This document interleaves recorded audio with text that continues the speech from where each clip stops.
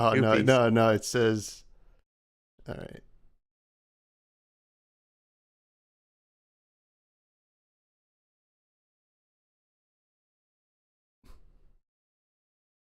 I don't, I mean, hey. We're on Please Stand By. Hell yeah, and the people can hear us. We're going to start the show now.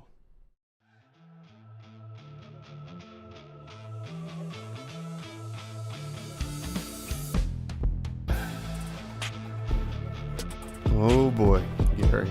We are here, my friend. Oh no. we apologize. we in are advance. getting a little wild here. I don't know if the people can hear this wonderful music because we can't, but we're here. It is the Budrush Bellow. I am Tommy Fresh, and I am joined by Mr. Viz. Gary, how you doing, buddy? Hey, how's it going, man? Well, it's been a long time. We've been buds for a long time here, and finally get to be on your show. Well, not Fresh and Buds. We're gonna be on your new show. This one. This one is the Budrush Bellow. This is going to be something a little bit different than Fresh and Buds, as many of you know. Fresh and Buds is very much an interview-based show where I talk with folks and it's cool, it's fun, I love it. It's my passion, it is my baby. But I felt like I wanted to get a little wild, get a little crazy. But that is okay. Because I'm here with all the buds. I'm here with Gary. Gary is one of my best buds. And, you guys know him as the guy with the weird pillow. Do you have the pillow with you right now? I do have the pillow with me. I was going to wait a little bit, but I can start the show off strong. Grab give me the 1 pillow. second. I'm going to talk to the folks there out in the world. And he's grabbing that right now. This is the Budrush Bellow. This is going to be a show where we do segments. Segments are things that you do in shows. That's something I've always found really interesting about shows is you can do segments. And we are going to have some cool segments. We're going to do crack packs. We're going to talk a little bit about Scabskin Leathers this week because it's a very brute themed show. So we're gonna see what that even means, but we're also gonna do the Fresh Five, which is something I used to do in the past. And yeah, segments are okay, Jeff. And that is it's gonna be a lot of fun. And we're gonna do Fresh Five, and then we're gonna do Fresh Tech, which is gonna be a deck tech of the deck that I'm bringing to Nationals. And I bet you all are wondering what that is. Do you have the pillow, Gary? I bet I have it. Show the people the pillow. Oh my God! Right here on my lap. It's Wow. beautiful. That is. I have the buds from Pro Tour New Jersey to thank for this wonderful achievement, this wonderful award here. It sits on the couch in my office, just staring at me as I play every game in the world. You can see here at Pro Tour New Jersey, I've got it signed by the Mr. Argyle Steve himself. So cool. It's he was very surprised that this existed, as this is not official merch, but it's officially my favorite piece of merch that I own. And he signed this for free, and it was with the giant Sharpie, and I loved it. I was very embarrassed, but I can only thank Seth, Caleb, John Bailey, and all the buds from the Airbnb buds over in the Pro Tour New Jersey for this wonderful, awful, delightful present. I'll just hold it on my lap for the rest of the show if everybody wants to see it. That is, exactly what I want. And yeah, shout out to John, Caleb, Seth, all the buds from the Airbnb buds. Oh geez, what we had? We had Kugane, Mr. Kugi himself. We had, we had Capolo, who is traveling in Switzerland right now. And are we gonna see a full body shot right now? Oh my! You can if you want. Look at that. That is hot. We had a bunch of people. Actually, you know what? I could do both of us like that. A little split screen action for everybody. Yeah. We I'm not are. going to be in the show at all anymore. You know, You're it's talking to the main man here. it's funny, folks, when we were preparing for this show, Gary's like, "Oh, you know, do I have to be on camera? My room's a mess. I don't have like a good webcam right now." And I was like, "Oh yeah, sure, whatever. Can you just send me a picture of the pillow with the headset on?" And that was what we were gonna have, but we cleaned up the room. Cleaned up the room. I took it as motivation to hang up my playmats. I Those got a look new great. webcam. Yeah, man, I'm loving it. I'm loving my whole office is just upgraded just for the Budrush Bellow experience. I wanted to, if I was going to be the first guest, I wanted to make it one of the best guest experiences you ever have. Oh my god, it is wonderful. I mean, you're going to be a co-host of this. I mean, I'm sure. Well, it depends on if the people hate you. You know, we're kicking you to the curb. Yeah, I didn't want to wager my co-host status on the first episode, so I, you know. But no, I think you're pretty safe. If I had to guess. Hey, we got some people in the chat. I want to say hi to Devin, Darth, aka Greg, Mars in there, Keith from Realm Games. How you doing, buddy? Hey, Realm Games. They got a giveaway for a alpha draft if you're going to the fall brawl. You know, if you guys want to check that out, all you have to do is buy the playmat, right? That's like easy, and the playmat's awesome. You can see that I retweeted it today, and yeah, no, we're stoked for that. I mean, alpha draft. What are you, John Bailey, doing alpha drafts out here? You know, John Bailey. But so some background on the show, you know, kind of what we're doing here is I wanted to take basically the vibes and like how great the Buds Discord is and bring it to the world. I think the people need to know. I mean, the folks that are in the Buds Discord, they get it, right? It's awesome. We have like awesome folks in there. We have a whole different cast of characters. I mean, one of my favorites, and because I feel the need to bring up Sigma. Sigma is a brute. Like, you might know him as Sigma or DOS. Sigma's awesome. I don't know if he's in the chat tonight, but I love Sigma because when he gets on something, he'll type out like a book. And it's like, usually because he's over in Europe, so it's like at a different time zone. Sometimes he's chatting all the time. I'm like, do you sleep, Sigma? No sleep for the wicked over there in Europe. No, not for the brute squad, but I love absolutely not waking up and just like scouring through you know what what he had to say, which is just like, it's always like interesting. It's like the most the most doors. Oh, the chat is blowing up. Oh, what is going on here? Tommy Fresh really wants to. I can't even read the end of it. You're gonna have to read that for me, Gary. Tommy Fresh really wants to make sure we check out his closet doors. Oh, yeah. And then Mark says, "Good quality doors." There's my cards, guys. Look at that. There you go. Look at that. There's nothing interesting. I mean, I just wanted to show off basically the sign and my trident, and that was it. But no, Sigma's awesome. We got great folks over there. Obviously, you, Mr. Viz, if there's anything Runeblade going on, you pop in there, and well, a little meerkat. You say your piece. I think you want folks. Now, correct me if I'm wrong. You want folks to be like, no, Runeblade sucks. Yep. I feel like 100%. that is what you want, because you're so in on Viscerai. And when you got into Viscerai, I mean, the Viscerai wasn't good at the time. Yeah, he was so bad. He was so bad.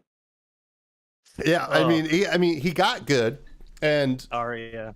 What's that equipment piece that that you guys used to have? It was 2 block. Was it gosh, what was it? Bloodsheath Skeleta? Yeah, we used to have it. Currently suspended. So it's not banned. It could come back. Disband Sonata. Give it to us. Give it, please. I'll take it. I just want to have a good Dory matchup. Thank you. Yeah. I mean, well, okay. So what's the suspension on that? Is that until Viscerai gets LL, or is it? Geez, I'm sorry. Well, yeah, it is what it is. You know, Look, we get it. We get it. Everybody hates Rune Blades. Everybody hates Viscerai. He was the best deck for a while, but then Briar. Mhm. So, we get it. I'll take it. Remember, Rune Blades are bad, and no one should ever play Briar again. No, ever. Never. Well, I mean, I would love for Rosetta Thorn to go away, but that's just me. You have plenty of other really cool weapons to play with. I know. It's true. It's true. We have some good ones. I love Nebula Blade. Nebula Blade is no slacker. That's for sure. I remember playing that in like OG Chain. That was awesome. Yeah. Well, Chain had a lot of good non-attacks that could just activate the ability. I actually have my cold foil Nebula Blade right here.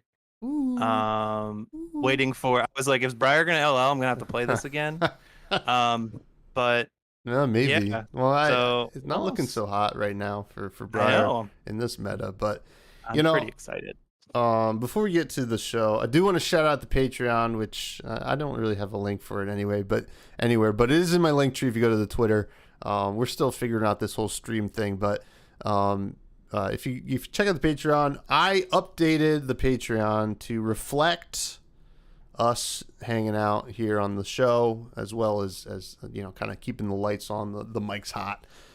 We have brand new membership cards. They came in today. I don't know if I'll be able to. So this is a membership card for the Romping Club. There's some text on the back that maybe I don't know if folks are gonna be able to read it, but I'm gonna cut to the Romping Club right now. There is a channel. Oh my god. Greg is posting in the Romping Club right now.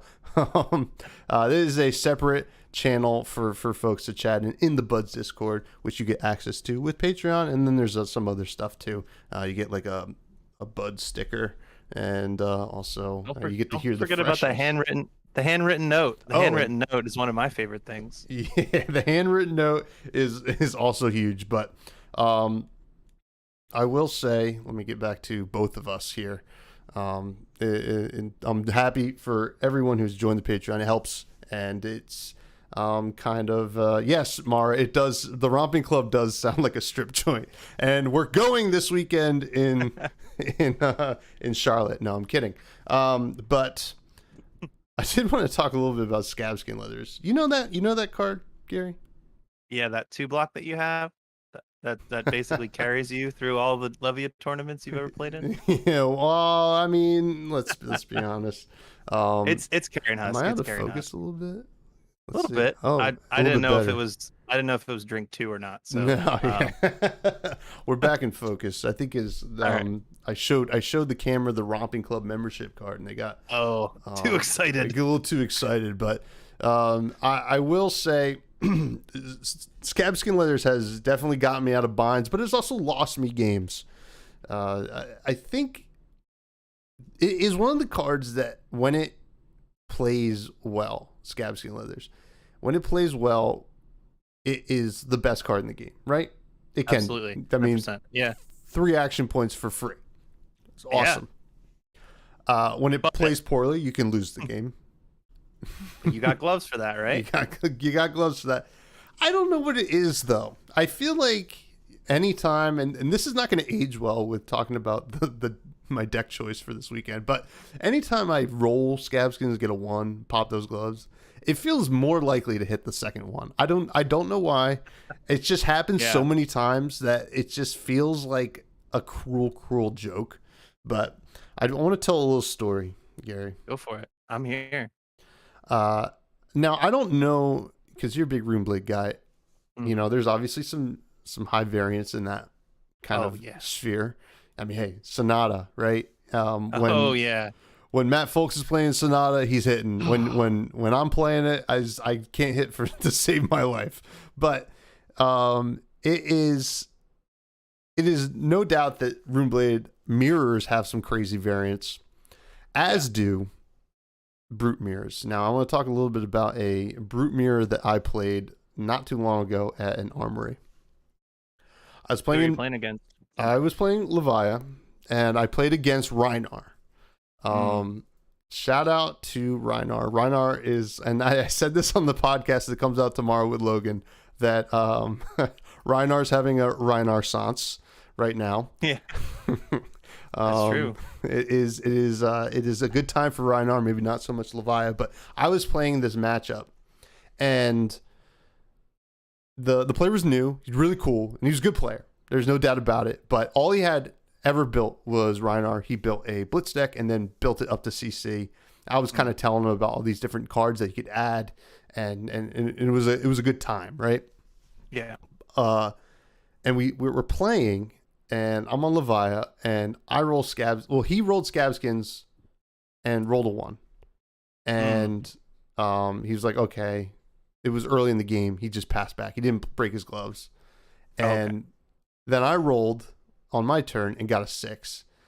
And the way he looked at that 6 was like, I don't think he had ever gotten a 6. Like, it was like, he was like, this could happen? Like, you can get the 6? Like, because it feels so much in this deck that you can't get the 6. And you can never really make use of all 6. Or all 3 action points, maybe sometimes. But it was kind of funny because then I rolled a 6 and he had Gambler's Gloves. And I was like, do you want to pop them? And he was like, nah. And then we pass him back to his turn. I do whatever I do on that turn. Beat face with a bunch of 6 powers, as one does.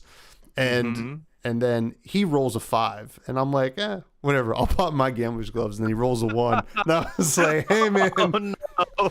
Them's the breaks, dude.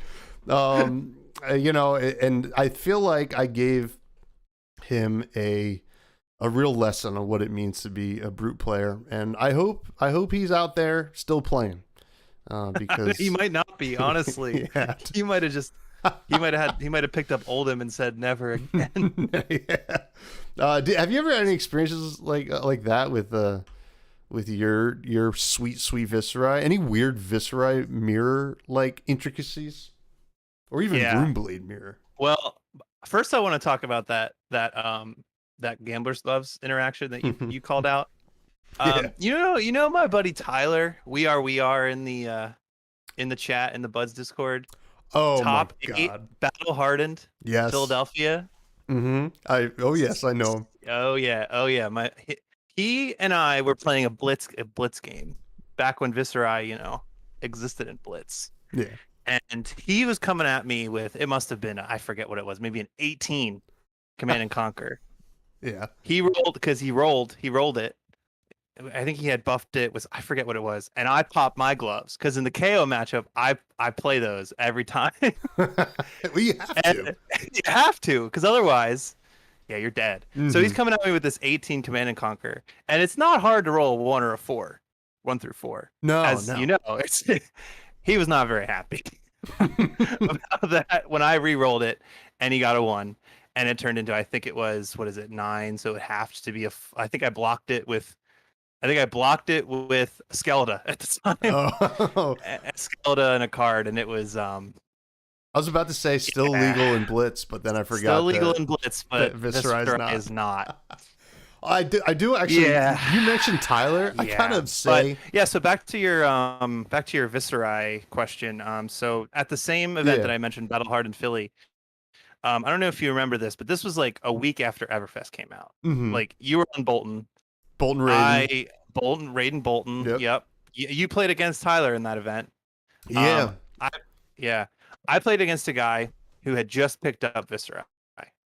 And I think Hayden Dale had won recently with it, but I think before Everfest was out. So like before Storm and Gloomvale, but I think he did like an event with it. He did really well.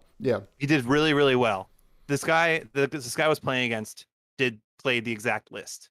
This is when we had Skeletor. That was the only game I have ever played where I had 40 life and the opponent had 0. I flawless victoried that guy in his like second to third game of Viscerai in Battle Hard in Philly. I think he got to play a Read the Runes red. Yeah. And I think I had Mauve drawn Creepers Creepers Revel. It was gross. It was It was gross. How did he take the loss? I want to know that, because like in my mind, I'm picturing that guy just Charlie Browning, like kind of like walking away, like I don't want to do this no more. You know? Yeah, he cleaned up shop. He was not very happy. I think he said that his main deck is Prism, but he wasn't feeling too good on Prism at the time because they didn't know how the matchup was with Starvo. Sure. Which, if I remember, I think Prism had a good matchup in the Starvo, right? Yes and no. I feel like folks kind of figured out the Prism matchup, or even the vice versa. I forget what the progression was there, but the go again on Starvo was tough for Prism. I feel like more so than other Guardians, from what I remember. Yeah. So he had picked it up, but he said, "Yeah, I'm normally on Prism, and I just am not." I just goes, "I gotta go back to Prism," because after that game, I gotta look it up in my gem to see what his name was. I felt really bad because like I literally took no damage. I think he was trying to pivot more towards like an OTK plan. And Gotcha. if you know, I never went really OTK. No. I was always super aggro. My favorite thing to do is pop Skeleton for Rattle, because Rattle is one of the best cards in the game. So he was pivoting more towards OTK because I think that's what like the sideboard guide he had said, and in the variants of Runeblade, like sometimes you're not going to lose in turn 3, but like yeah in that matchup it was pretty. I think I let him go first and he played Read the Runes Red, and it was. And then you were like, all right, all gas. Let's go. Yeah. Funny, it was funny enough that like you mentioned that, you know, you don't ever do the OTK stuff. Not that you can anymore, but we have 2 big Viserai players in the Buds Discord. I mean, we have a bunch of Runeblade players, but the 2 big Viserai folks are you, Mr. Viz, and it's pronounced Viserai, aka no.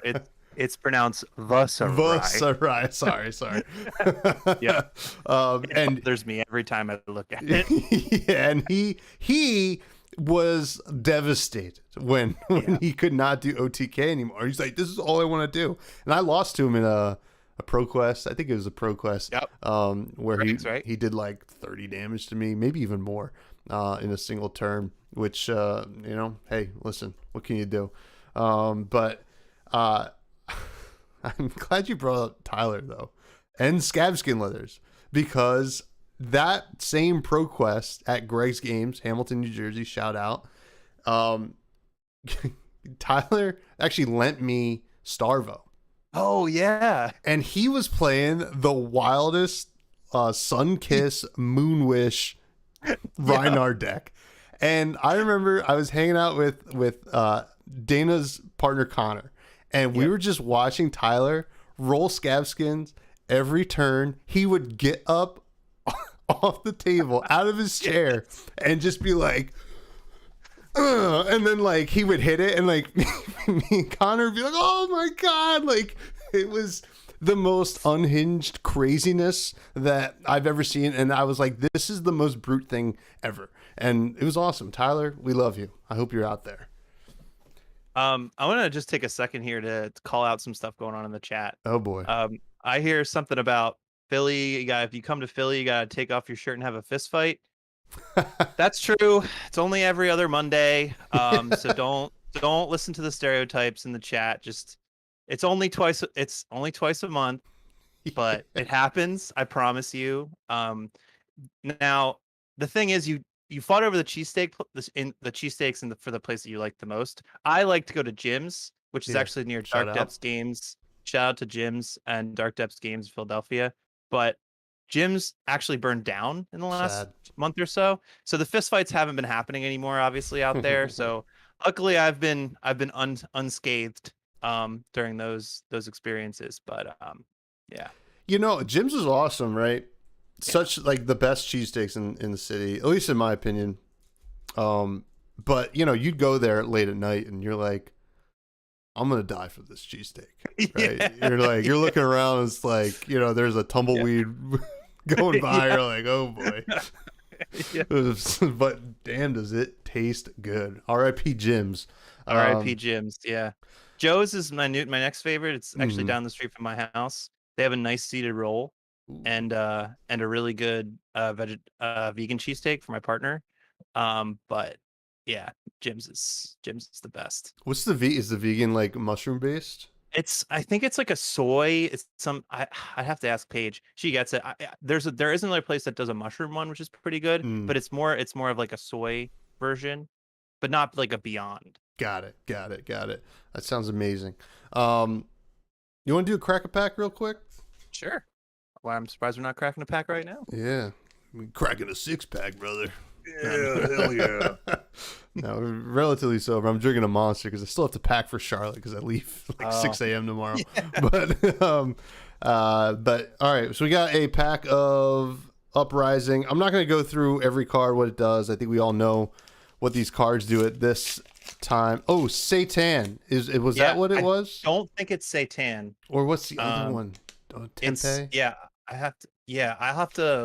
I'll just go to Google Joe's and see what they have while I have a computer right in front of me. All right, so it doesn't look like we got a cold foil, which is unfortunate. Oh man. We did get a Phoenix Flame and a Young Dromai and Waning Moon. We're gonna start with Lava Burst. This is something that I would be first picking. That's good. This card. I love this card. It is so explosive in both Dromai and Phi. Next, we got Red Healing Bomb. If you want to slow things down, I think this is a good option. Yeah, that card is actually really good. At the end of a Phi chain. Oh my god. God, it's so brutal. Emily, shout out to Emily who's staying with us at the Airbnb Buds. She got me so good with that at the end of a giant Phi chain. Ugh, man, brutal. Yeah, shout out Sorry, Emily. anything good? Yeah, Emily's awesome. I was just looking at Greg saying that he's hung up on this vegan cheese steak. I mean, yeah, it is funny. I'm trying to find it. It's two non-vegan things combined. It's a double negative. They cancel each other out. Oh my god. Next we got Flameborn. The hell is this one called? Retribution. Oh, that card I love. That's the one where you block, you get the Phoenix Flame back. That one's sweet. It's a good starter in Dromai, and then obviously it's totally serviceable in Phi. We got Tide Flippers. Pretty important. Tide Flippers is good. Yeah. Pretty important for Phi to combat Icelander. Our first rare, Sigil of Permafrost. Oh, ooh, what color? Blue. I think you'd play it in Icelander drafts, right? Just because it's a blue. Yeah, I mean it's a defense reaction too, so it's not the best defense reaction. I mean the yellow and the red are much better, but it's still blue. We do have a blue Fyendal's Fighting Spirit. Okay. Which is kind of the blue one's kind of good in Icelander, right? Kind of like pitch it early, sneak in a 5 attack. Foil Fabled? No. It is a blue Lava Vein Loyalty, whatever. We don't care about that. We don't even care that it's foil. Yellow Ice Bolt. We don't want yellows. I mean, so I'm posting this vegan cheesesteak in the chat for everybody who's curious. It's on Joe's Steaks Instagram. Apparently there is mushrooms and onions, but I'm pretty sure there's something else in there. Because it does not look like it's just mushrooms. But anybody else is feel free to weigh in. These are the meatless options at Joe's Steaks. Call in, folks. Let us know. Call in. Let us know. Anyway, sorry. That's all right. I was on a mission. I saw a circle square in the chat, and I was hunting. Mission accomplished. Singe Red. Get rid of those pesky little jaundices running around. Freaking dragons. What are they called?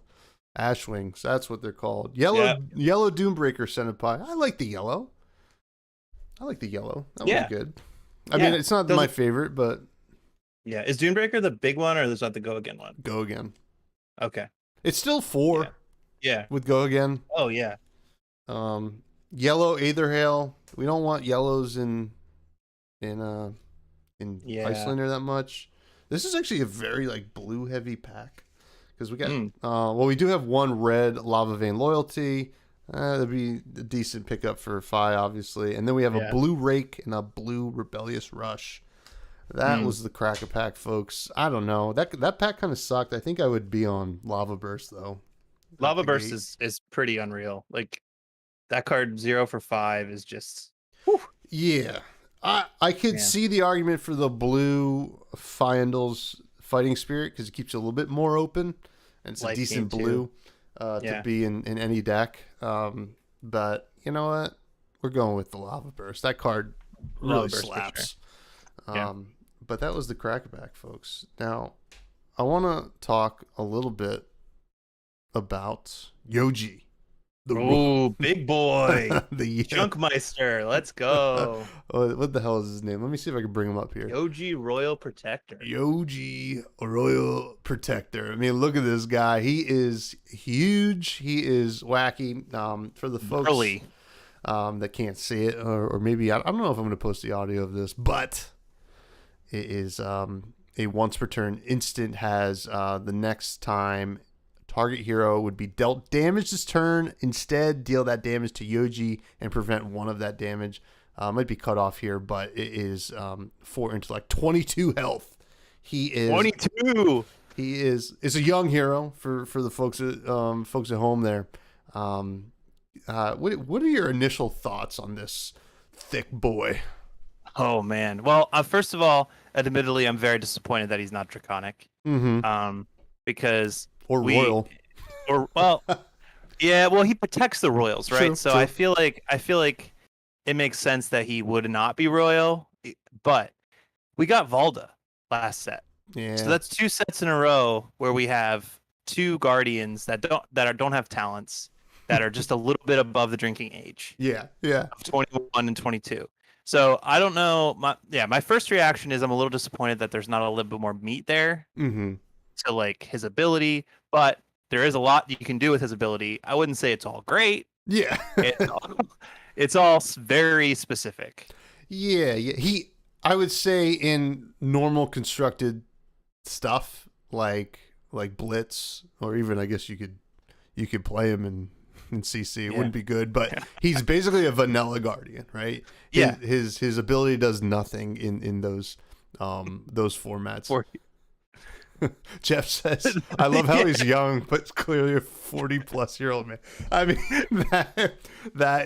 mean, that's so true for so many different young heroes. I mean, like, you look at Oldham, young Oldham, he should have been just Oldham, and then they should have had old Oldham. Old Oldham. Oldham. But, he's very much a vanilla guardian in respects to any kind of constructed competitiveness anyway. But we see the Emperor, we're almost guaranteed a lot of UPF and PvE support coming out, which I thought for this week's Fresh 5, initially it was going to be, this week's Fresh 5 was going to be, let's guess what Yoji's going to be. Then we got him, and I was like, well, all right, let's figure out what the coolest stuff we can do with Yoji. So we're going to do 5 different things that we think is really cool. I'm going to start off, I actually tweeted about it, made a little joke about it. I love the interaction with Hexagore. I love that you could play Levia, swing with Hexagore, like have like 6 or 5 or 4, like, X amount of damage coming back at you, and Yoji can be like, I'll take it, and I'll take 1 off of it, which is really sweet. Yeah. I mean, Levia's always got to kill somebody. It doesn't always mean it's the opponent, but for Yoji, it could be your teammate. It could be your teammate. That would be so. That almost makes me wish that Blood Debt read as damage dealt, but is loss of life. So you can't do that. But God, that would be so funny. Like you roll the double ones on Levia, and Yoji's like, he just dives in front of her. It's like, no. He just belly flops onto the table and rolls it back over to a 6. Yeah, rolls it to the 6. I'll take it. But man, yeah, no, I love that kind of like, it kind of like really got the gears turning for me in regards to how cool of a teammate Yeah. character Yoji's going to be. And I'm super excited to see that. And I think you also pointed out some really cool interactions here. So you want to take number 2 of this Fresh 5? Yeah, so I kind of want to bounce off of your interaction with the PvE and the UPF and kind of float the idea of a 2v2 two-headed giant concept. I know we're not a Magic band game What's that? show, but one of my favorite ways to play, the best way I think to play Magic is two-headed giant Sure. sealed. And I think if Flesh and Blood did that, it would be insanely fun. Because you guys can open 12 packs, you could build 2 heroes, and then you would pair up. The game's only one game anyway. Yeah. In Two-Headed Giant, it's only one game. So it was literally built in that game. You'd have a shared life total, but in this game you would have two heroes. And I really think that if we could have a 2v2 format where for some reason we would be able to use Dynasty, or maybe there's a constructed format where there's 2v2. He seems like one of the best heroes that I would want to play him, just because like in Two-Headed Giant, my favorite deck to play is the control deck, because I just like to be saying nope. While my buddy just plays like Rakdos or whatever, just starts swinging, right? So I think Yoji would be one of the best partners in like a two-headed gladiator combat format. Oh, what are we gonna call this? Team Gladiator format? American Gladiator. I mean, that sounds awesome. I think like, God, Yeah. I mean, now you got the wheels spinning right now, Right? because like that's all I want to do. Because I too, you know, unfortunately, I used to play Magic as well, but you know, Two-Headed Giant was the most fun I used to have playing. I think the last time I actually played Magic was a Two-Headed Giant event at PAX Unplugged last year.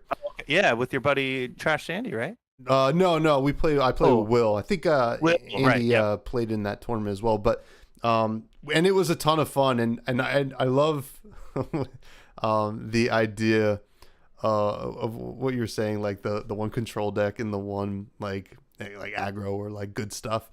Like I would always try that too, but it would never pan out because we would do that, and then our opponents would just like, oh no, we just both played really good cards and we lost.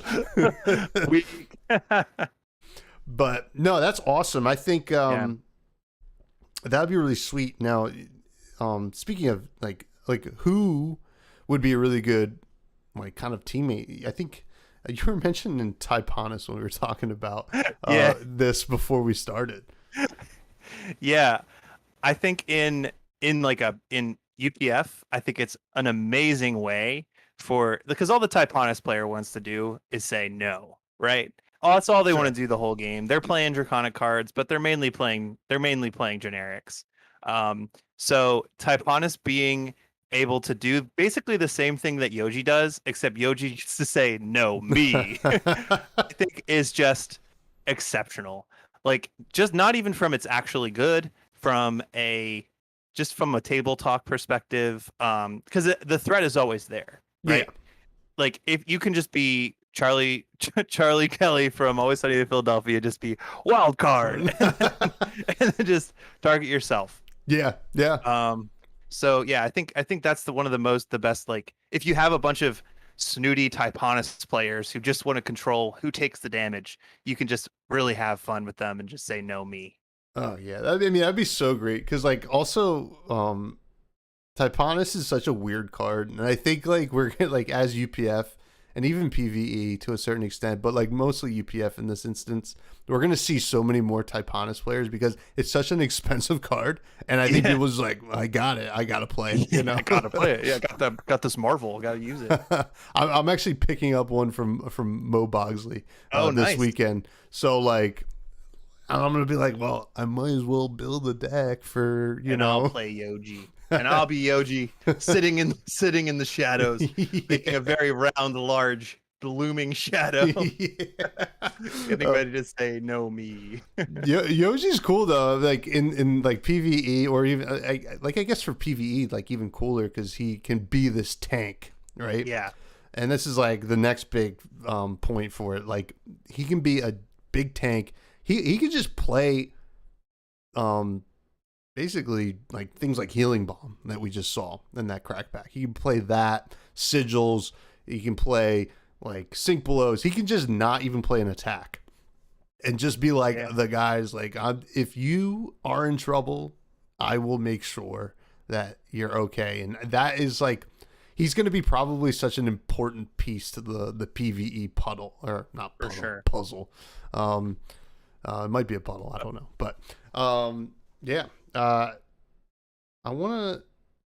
You were mentioning now. One of your favorite cards is a card that requires math, which makes me not like it. It is Spellbound Creepers. Now you said there's some cool interaction with Yep. Yoji and Spellbound Creepers. What is that? Yeah, so this is really, really specific. But like all of his interactions, half of them don't even exist yet. So we're just going to talk about it. Mm-hmm. So Spellbound Creeper says if you activate it, it gets a counter. And for each time you've activated it at the end phase, if you did not deal arcane damage equal to the amount of counters on it, Mm-hmm. it is destroyed. So basically, the first time you activate it, you just need to make sure you deal 1 arcane damage every turn. The second time you activate it, you need to deal 2 arcane damage on your turn by the end of your turn.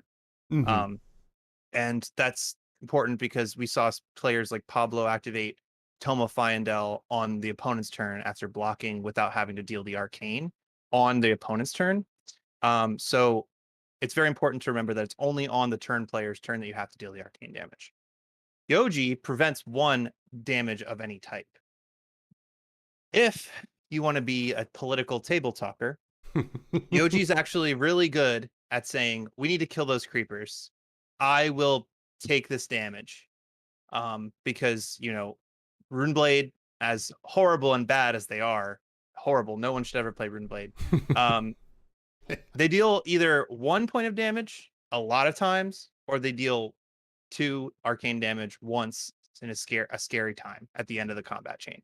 And a lot of times people don't have AB2, and if they do, if you're Yoji and you don't have AB2, but somebody's swinging a Rosetta Thorn, you can actually use your ability to prevent all of the arcane damage with AB1. If the Rosetta's swinging at an opponent, they could block, but the AB2 is going to be coming at them. Activate Yoji. Yoji will then take the arcane damage, but he can prevent one with his AB1, preventing both arcane damage. And you kind of would the Viserai or Briar player would know this is coming, obviously, because Yoji's on the battlefield. But it can be a calculated move to get rid of creepers. I don't advocate for that. I think creepers should live and you should always just take arcane damage. But in the small instance that you're not packing AB2, Yoji can be AB2, but huge. Yeah, I mean, well, if Gary if Gary had his way, there'd be creepers on tables with 10 counters on them, and they'd be sticking around. I mean, you're greedy Gary over there. But hey, actually, I was looking over a chat. Michael Popovich had a great question. So we got a tank. What other classic archetypes would we want to see for like PvE and stuff? Yeah, I mean, my favorite class to play is a rogue. And we have ranger, but I would like an assassin. I think an assassin would be really cool. One of my favorite things in Magic is mill. And I think maybe some sort of like poison affliction that the cards could take into the banish zone at the beginning of the opponent's turn. Maybe so it's actually good for Levia.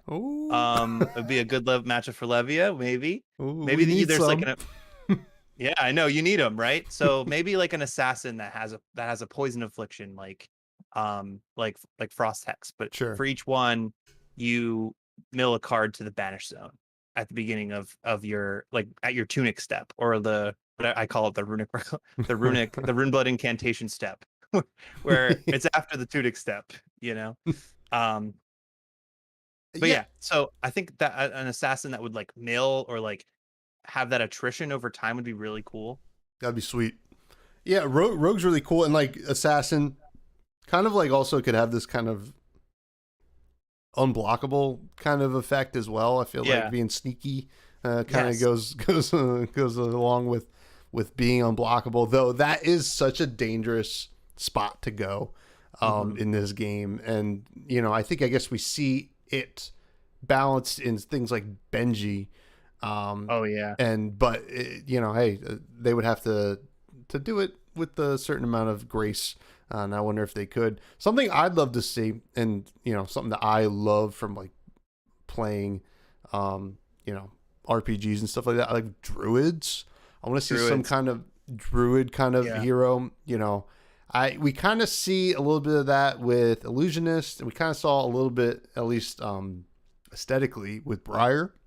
Yeah. But I think a druid kind of being this, maybe like a combination of allies and health buff would Yeah. be really, really cool.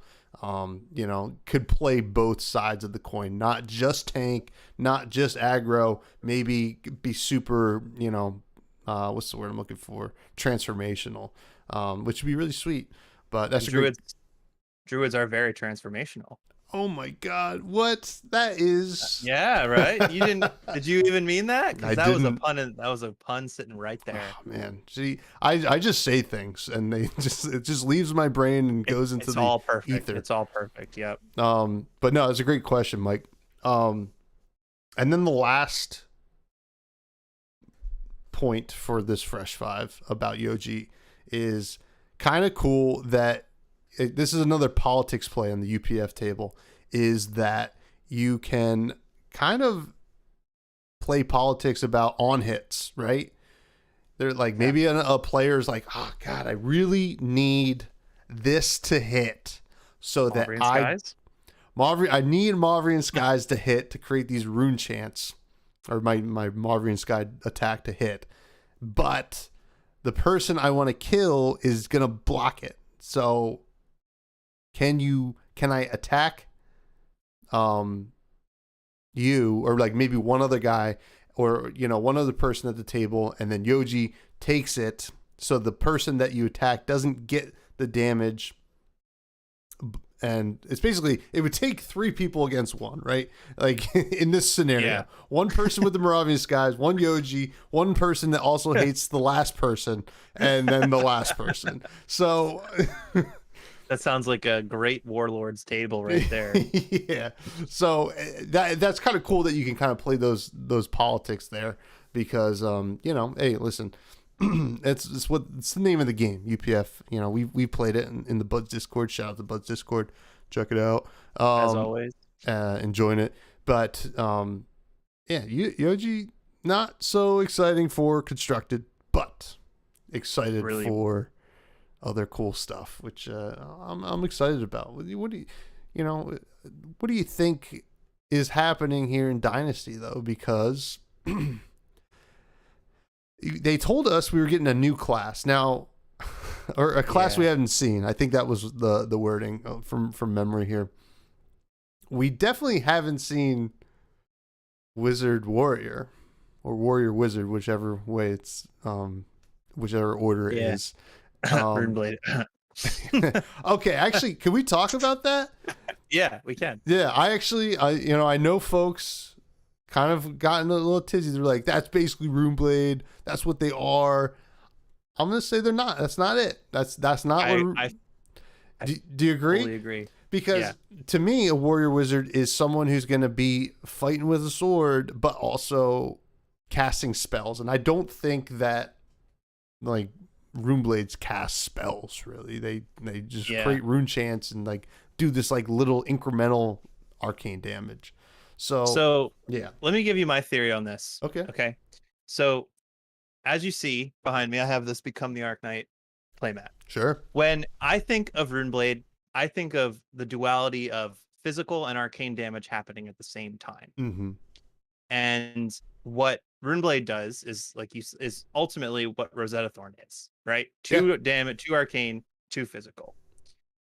If you think about the class warrior wizard, there is almost no way for you to do those two things at the same time, but there are ways for you to do them separately. Yeah.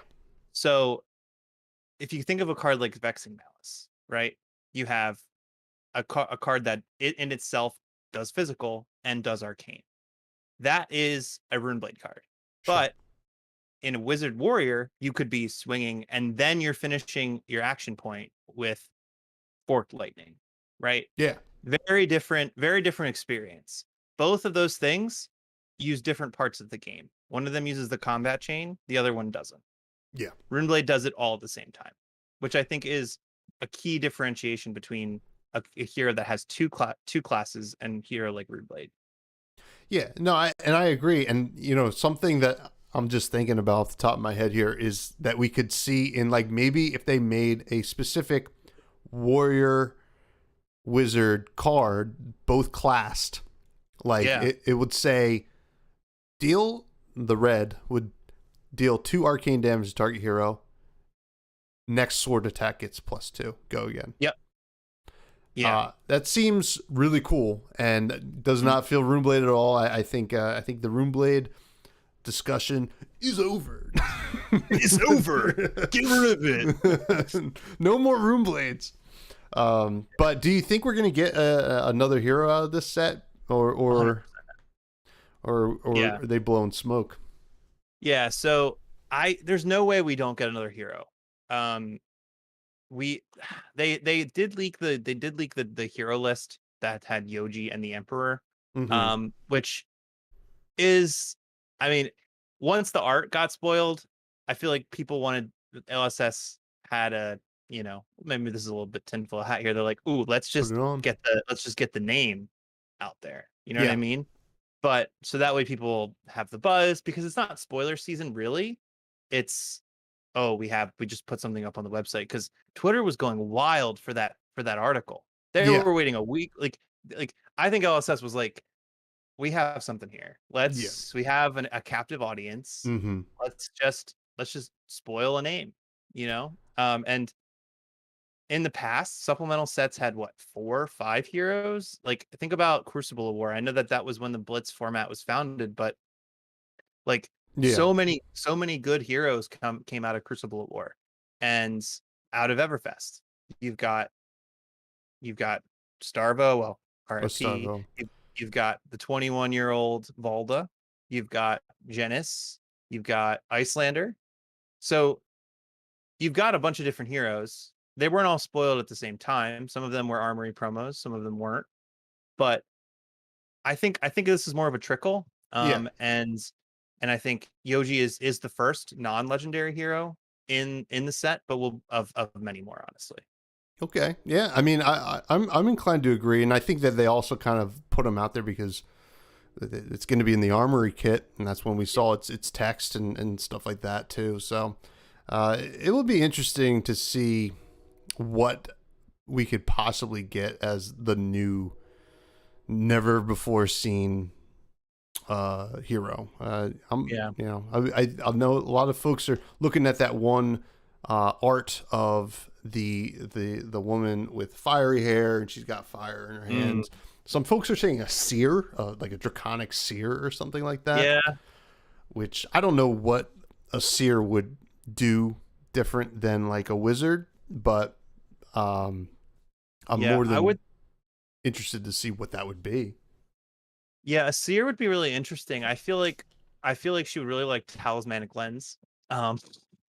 Just a little opt on the headpiece. If she could, she'd probably play Skullbone Cross Rat. Yeah. But yeah, Seer's definitely an interesting one. The thing I struggle with postulating, or whatever word you want to use, hypothesizing, that's the word I was looking for, about different heroes, is people were really upset when we got another merchant that didn't have any cards. Yeah. And true. we got Shiana, who's just a shapeshifter who doesn't have any cards besides specializations, which I'm very excited for the new specializations. I can't wait. But yeah, so I feel like in Dynasty, there's only so many spaces for them to actually make a new hero that has support, right? So if Mm-hmm. Seer is, if it's a Draconic Seer, right, all the cards would have to be Seer.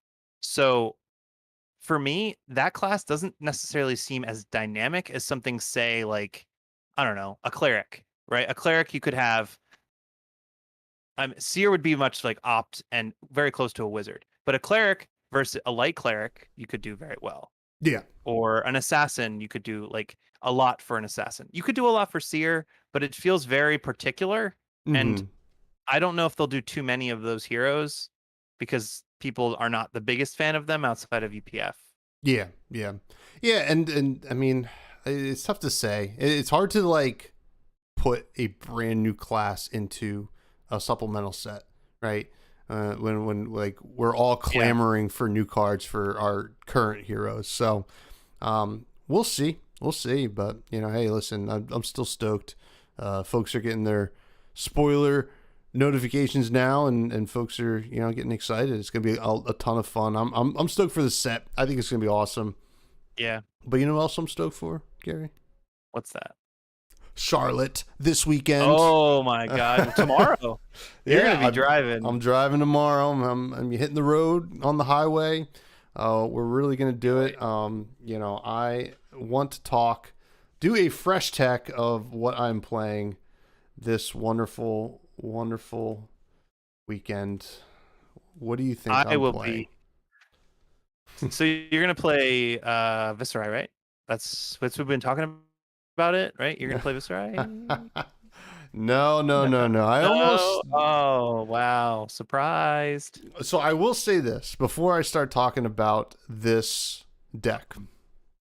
The hero that I probably would have ended up bringing to Charlotte, if I had a little more time, it was just like a lot going on the past couple weeks, and also if like Charlotte was in like 2 more weeks from now, I would have probably brought Dromai. Yeah. But the problem with Dromai is it's very complex. Shout out Mara in the chat, who's a killer Dromai player, and I have a ton of respect for you because there is so much going on with that deck. I don't think people realize, especially like when it comes to like the matchups like going on in this meta right now, and there's so much to do. So I probably would have ended up on Dromai, if I had a little more time to figure it out and some more resources to like kind of understand like what's going on. But what do you think I'm taking? Well, if it doesn't have a clause in it, I'm gonna be very disappointed in you. Well, there's claws. There are claws. Okay. There is also a Hexagore in there. Oh. So I am taking Levia.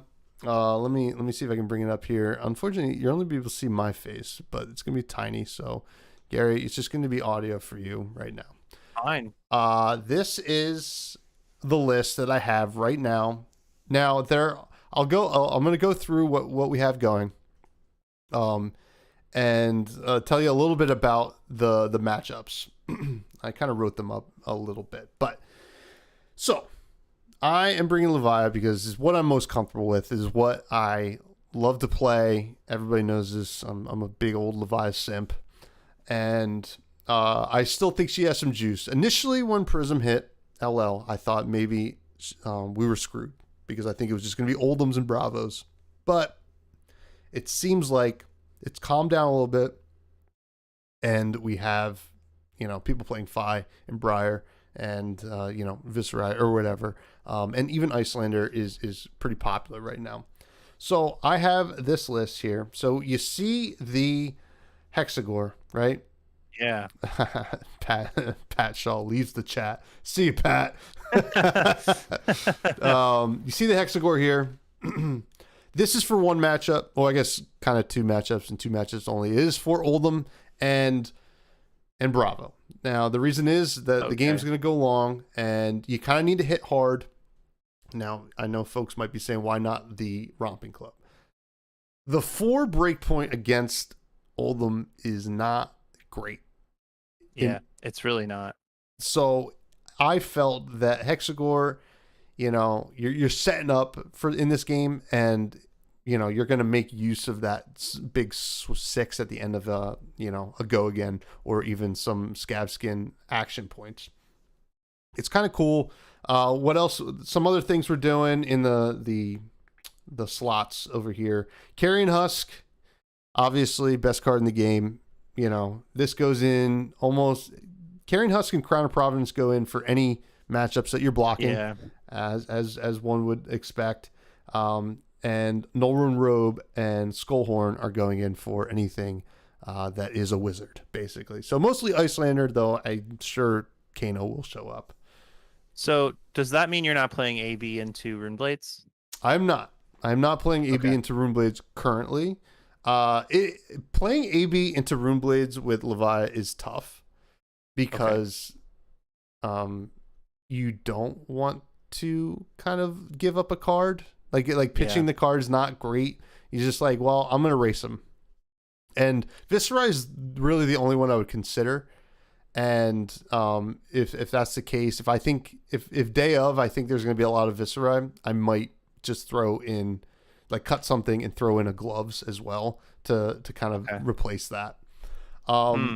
Giving up the Gambler's gloves for the Nullrune gloves?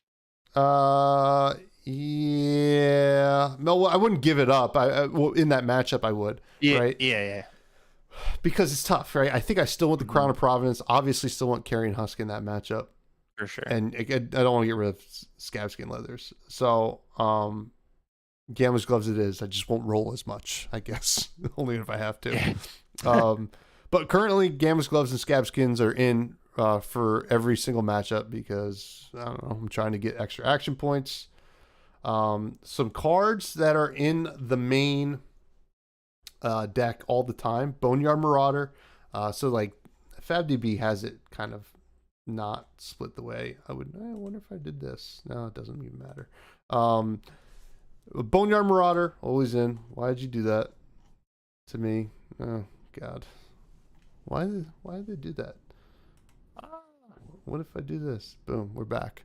So Boneyard Marauder, obviously, great card, 1 for 6, turns off Blood Debt. Both the red and blue Dread Screamer are always going to be in.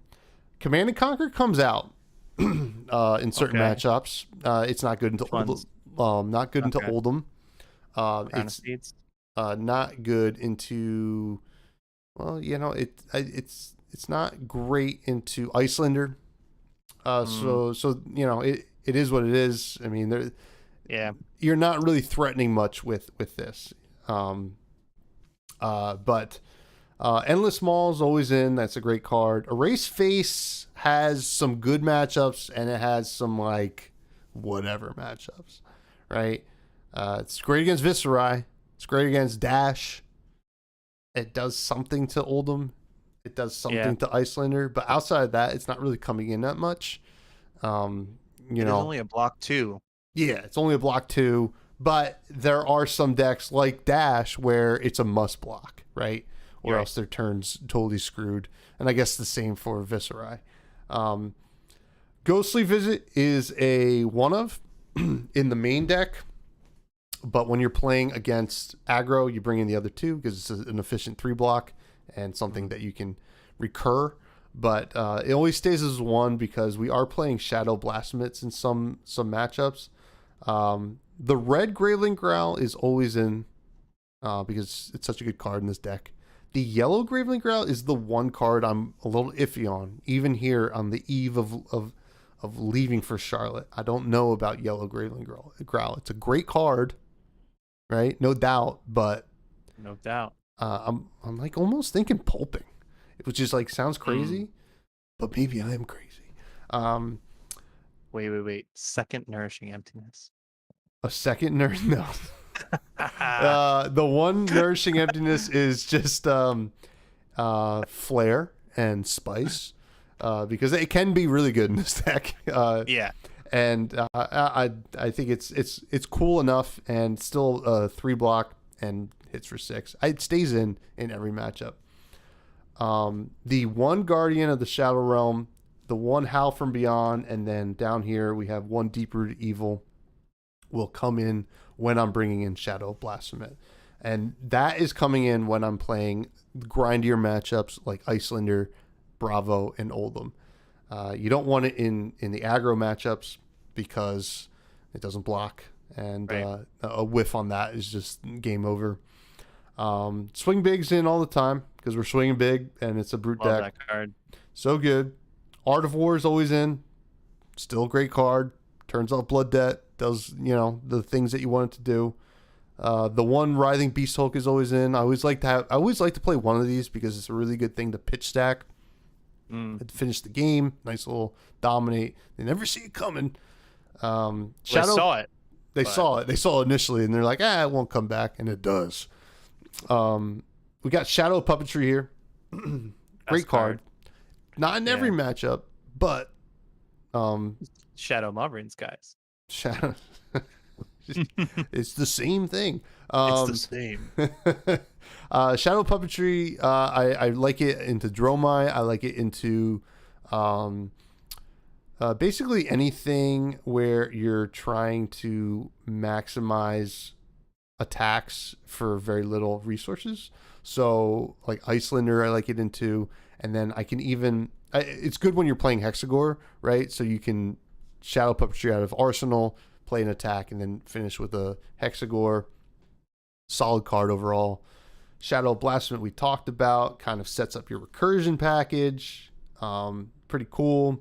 I am playing the pack calls. They are a sideboard. I usually bring them in when I'm playing Shadow Blasphement because it sets up a Shadow Blasphement turn really efficiently. Or at least make sure you hit to a certain extent. It's the one thing out of the classic battle. Yeah. I was gonna say any other Dory versus Reinhardt cards in this list. Unfortunately, no. Mark of the Beast is always in. It turns on Blood Dead by itself. Gotta love it. Beast Within, always in. This is my silver bullet against Pummel. Nice. You thought. Yeah. I'll take the Pummel. When I think the Pummel's coming, unless it's like lethal, I'm like, yeah, I'll take all of it. And then they hit me with the Pummel. I'm like, oh, Beast Within. Still got a full hand, and I took 30. So it's still not looking good, but yeah, I got a full hand, and I'm winning. Budrush Bellow. Oh, the Budrush Bellow. We're talking about Budrush Bellow.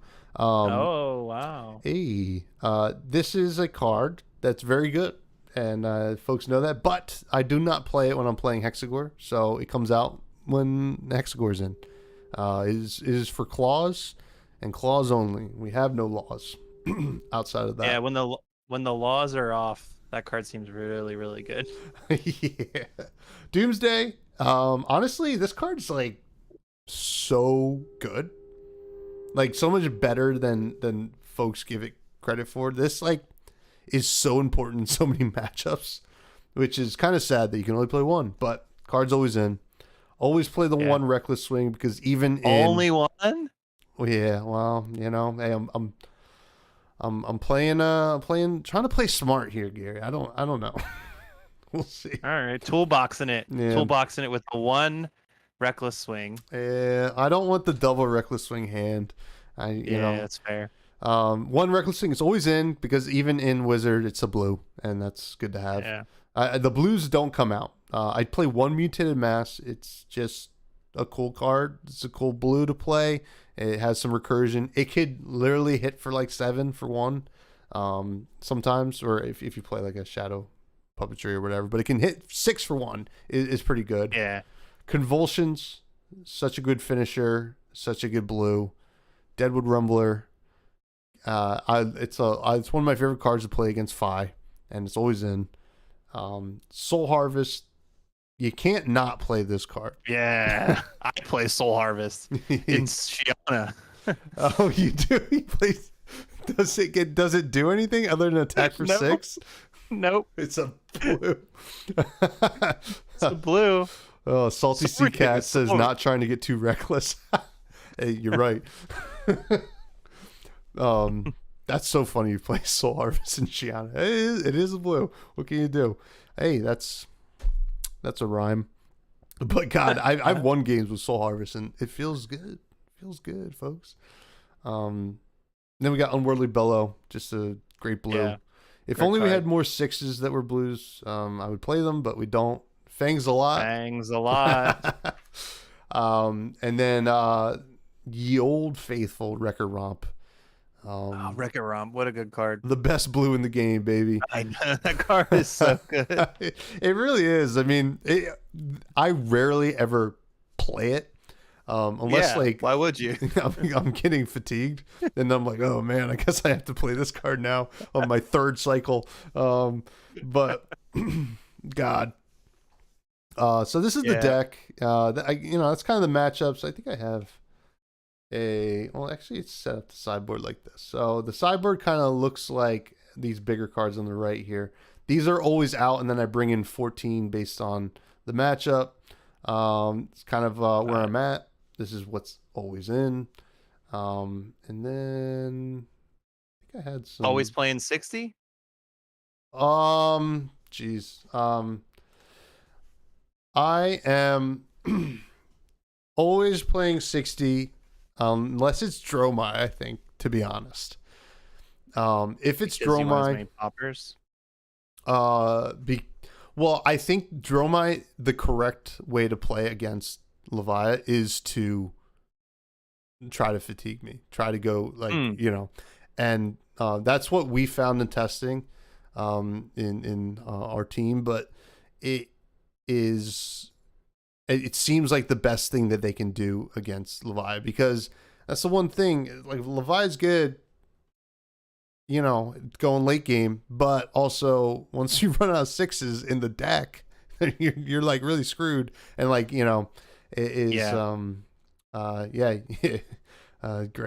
says if it's Dromai play 69. Mm-hmm. Oh, you know it, brother. But that's the fresh tech. That's what I'm bringing, man. What do you think of my deck choice here? A lot of cards that don't block. Yeah. It's just brute though. I don't know. It's something I'm not like. As I was going through, I was like, oh, this is a good card. Oh, yeah, it doesn't block. That's just. How do you feel about that? Are you worried that you're gonna get the no block hand? Have you I've certainly got them. I've certainly gotten them before. I will say. So what are the big no blocks here? Art of War, Deadwood obviously. Rumbler. Yeah. Deadwood Rumbler, yes. No block. Mutated Mass, often a no block. Doomsday. Deep Rooted Evil. Does Dread Screamer block? Yeah. Okay. And then Shadow Blasphemy. In the aggro matchups, I will say the only no blocks I'm playing, are Art of War, Deadwood Rumbler, and Doomsday. Okay.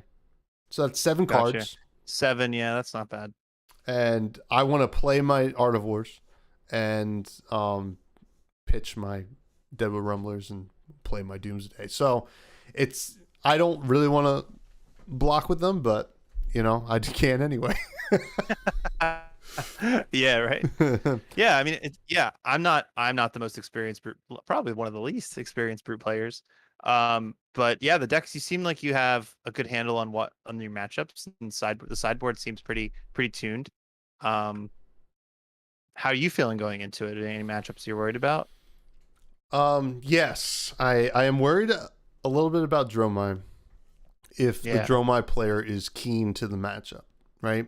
I think that's the one thing about Dromai, and I mentioned it. A reason why I'm not playing it is not a lot of time to figure out the deck. It's very complex, and I'm not comfortable with it. And I wonder how many folks playing Dromai this weekend are going to be in that boat where they kind of were like, well, I think this is the best deck for the format, and it very well may be, but they might not have it all figured out. And it's hard to prepare for every matchup, and Leviat is not on people's radars. There's going to be maybe 2 of us the whole weekend. Mars saying, yes, tell us your secrets. Actually, you just take the damage. Nobody is keen to Leviat, right? But it's so I'm a little bit worried about that, because if they play well into it, like if I get matched up against Mara, I think I lose.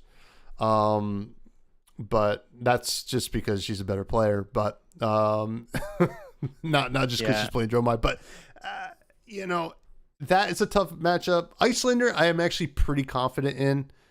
Okay. Currently, you know, they can high roll you and just have like the crazy Ice Eternal Frost Hex turn, and what, you know, that is hard to beat for anyone, I think. Oldhim is tough. Oldhim is very tough. Say, Ice React probably gets you, right? Ice React is brutal. That's why you have to slow down the game, play Hexagore, right? Play tight. Yeah. And you know, that is one that's going to really require a lot of mental energy that I possibly don't even have. But Bravo is hard as well. Not as hard as Oldhim, but if I see the second Crippling Crush, it's no bueno. You know, it's just have 3 Beast Withins. You're good. Yeah, 3 Beast Within. Yeah. The first one, take care of it with Carrion Husk and a block, and then the second one is like, oh, like what am I gonna discard? Beast Within. Block 6. Yeah, have the 2 Beast Withins. You're good. take 30 because it was all non-attacks on the top of my deck. But no. So that is kind of my worry. Fi is I like the Fi matchup because Carrion Husk does a lot of work there, but you know, Fi can really like get you. Same with Briar, right? I think you can really block efficiently against both those decks, but also they have high roll potential to them, just like Brute, right? Rhinar is a crazy matchup. I actually don't hate that matchup because you get to keep all your cards technically, right? But it's hard to block, so like you can't fill up your graveyard as easily. It's tough, right? There's ebbs and flows to that matchup, and some other Viscerai is actually always tough. I hope I don't run into any Viscerai. I'm going to be honest with you. So I'm sorry, Gary. It's fine. It's fine. I won't be running into you unless you're playing side events. or are you playing the Calling? No, I'm not going to play the Calling because I'm going to do the cosplay contest. Oh, so it doesn't work out. Ooh, for that. Do you want to tease your cosplay? I mean, you don't have to say what it is. I'm gonna save it because it's not great, but I'm excited. That's the new tagline for this show. It's not great, but I'm excited. Hey, the first episode's gotta be better than the first episodes of Fresh and Buds, right? Yeah. Well, what did you call her? Your favorite hero?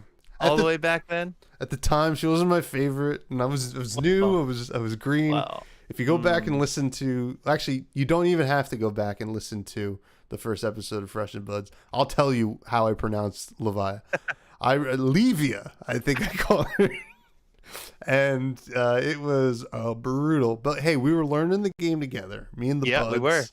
And that was that was Gary, hold on. Craig in the chat. Gary as Nimbleism. Oh my god, that's if anything but nimble. I'm anything but nimble, Greg. Oh my god, I love that. But Greg also said I can't wait to see Tommy Uncovered running Hexagore and playing Oldhim. Yeah. Oh man, God, and you'll if I am on coverage. First of all, that would be great because I meant the draft went well. It would also mean, and the visibility won't be great because there will be smoke coming out of my ears because that's like my brain is just, you know, and that's actually another reason that I decided to like kind of go in depth on what deck I'm playing because I'm not the guy to come to if you're looking for guidance on a deck this weekend. Not the guy for guidance. Yeah, I'm not the guidance guy over here, but. I do wanna take a sec and shout out Zach Stenny in chat. He commented, "Hey, Noise, become the Arcanite playmat." He was the guy I got to become the Arcanite playmat from in the last 2 weeks, I think. I was searching for it. He posted about it, and I, of course, had to have it. He sent me the bag that it came into, along with. Hold on a sec. This is the best. Let's see it. He sent me. So if you don't know this, I collect foil rune chants and I like to play all of them in a giant stack. And I said, "Hey, could you just send me a foil rune chant along with buying the playmat?" He said, "Sure." He sent me this one here that says, it's a foil first edition rune chant that he signed, and Whoa. it says rune blades suck, and I think that it's amazing because he also just threw it in the box with the playmat, and I love it. It's horrible. It's horrible because it's so bent to shit, but it's perfect because this is exactly how people feel when they play against a rune blade, and they wish this is this is a trophy of everybody's hate. And I can I just think co-sign that, that, my friend. I think it's just beautiful. So yeah, I want to thank him for the wonderful transaction and this busted up rune first edition rune chant that just made my day when I opened it. Hell yeah. Hell yeah. Well, that's awesome. Thank you, Zach, for, hating rune blades just like the rest of us. But I think that's going to be a show here, Gary. I think this was actually a success. I think did was it a success? I think it was. I don't know. Looks like people are watching, people are chatting. I love it. And, yeah. And as Greg just said, Greg just said, big buds energy. I mean, this is the biggest buds energy that there can ever be. I'm excited to continue this. Thank you all for watching, listening, whatever. I've been your host, Tommy Fresh. I was joined by Mr. Viz, aka Gary. That's me. Do you want to plug anything, Gary? Any place people can find you? Honestly, if you just want to follow me on Twitter at Mr. Viz, that's pretty great. Sure. I think a lot of you are. I don't post much. I'm mainly posting things people can't read in the arcane font. So if anything, if you want to learn the language of the rune blades, I have the font that I can send you, and we can learn a cryptic runic language together. But that's really it. Just looking to chat whenever you want to chat about rune blades, chat about lore. Happy to hang out and just have some big buds energy all around. Hell yeah. And you can catch Gary on next week's episode of Fresh and Yeah. Buds. We're going to do a Nationals Charlotte weekend recap. Hopefully it involves some success. But if it doesn't, it will involve some probably fun stories. Most definitely fun stories. We're going to hear all about his cosplay. Yeah, we'll see how that goes. We're going to hear about all kinds of crazy stuff. Thank you all for tuning in. You can still find me on Twitter at FreshBudsPod. I'll probably have the link tree somewhere. I don't know. It's you know where to find me. I should make it a little bit more visible, but you're here. You know where to find us here. Yeah. Yeah. And we actually, you know what I can do? I can post it in the chat. You can go to the Buds Discord. It is like really the best place to hang out. I got you. Ever, right? I will post an invite right here. Well, I'm gonna do you one better. Oh no, do me better. Doing him one better. I'm posting the link tree in here. Whoa. That is all of my stuff. I'll pin it as well. And that is, you can find the Buds Discord, the podcast home for Fresh and Buds. I'm going to probably create an RSS feed for everything else. Check out the Patreon. Thank you, Greg. And if you're watching on YouTube right now, subscribe, like, comment, do all those things. It really helps out the channel. I want to grow this side of the business. I guess biz. The biz. Gotta grow the Fresh and Biz over here. And thank you all. And we'll see you next week, 9:30. Yeah, it's been great hanging out. All right, we're gonna stop. Well, I'm gonna actually go. I wonder if I just do this. We're gonna go boom. We're gonna do that, and we're gonna see you all later.